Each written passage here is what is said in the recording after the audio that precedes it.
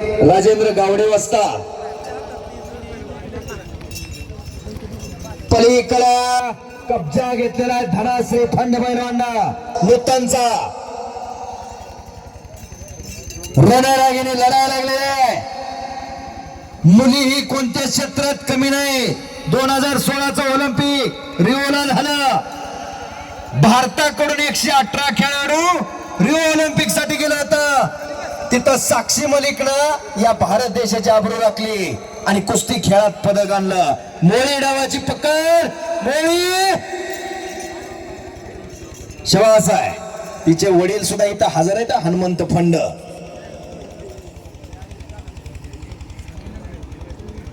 कुस्ती एवढी सोपी नाही. 1-2 दिवसामध्ये पैलवान झाला असं नाही. 1-2 महिन्यामध्ये पैलवान होतो असं नाही. 10-20 वर्ष कसावं लागते घासावं लागते. त्यावेळी नावा पुढे पैलवान लागत असते.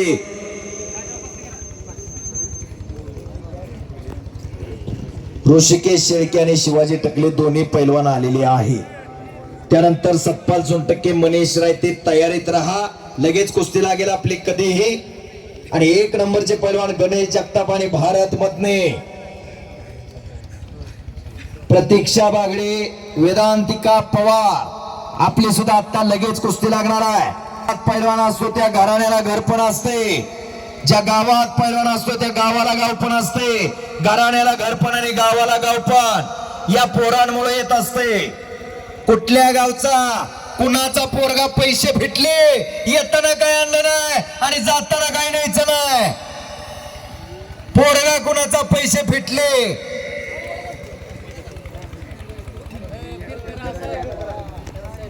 छत्रपती शिवाजी महाराजांच्या काळामध्ये प्रतापगडाच्या मोहिमेवरती अफजल खानाचं मुंडकं कोणी उडवलं तर एका पैलवानानं त्यांचं नाव संभाजी कावजी कोंढाळकर छत्रपती शिवाजी महाराजांच्या काळातील एक बलाढ्य पैलवान होता संभाजी कावजी कोंढाळकर.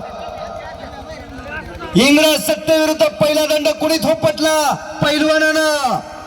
येसाजी कंका वीरबाजी पसलकर पैलवान होते. छत्रपती शिवाजी महाराजांच्या काळातील प्रत्येक मावळा पैलवान होता. आणि सबस संपलेल्या कुस्तीमध्ये धनश्री फंड प्रेक्षणीय कुस्ती करून विजय झाली. करा की टाळ्या. कशी उलटी उडी मारते. अजून एकदा मार्ग अजून एकदा हा बघा जरा.